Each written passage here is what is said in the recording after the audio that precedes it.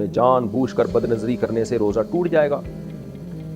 بد نظری کرنے سے روزہ ٹوٹتا تو نہیں ہے، لیکن روزے کا ثواب اتنا کم ہو جاتا ہے کہ ٹوٹنے کے قریب ہی ہو جاتا ہے وہ.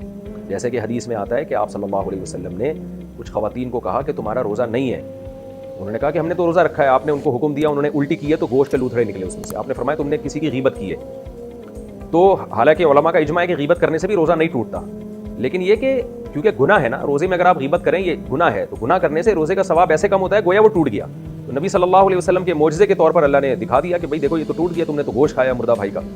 تو بد نظری کرنا، بے حیائی کرنا، روزہ فلم دیکھ کے روزے گزارنا، یہ سب چیزیں روزے کے ثواب کو کم کر دیتی ہیں. البتہ روزے کا رکن بہرحال ادا ہو جاتا ہے. رمضان کا جو روزہ تھا اگر نہ رکھتے تو اس کا جو گناہ تھا وہ تو بہت زیادہ تھا. پھر اس لیے روزے میں گناہوں سے بچنا چاہیے. حدیث میں آتا ہے روزہ ڈھال ہے، انسان کو برائیوں سے روک لیتا ہے.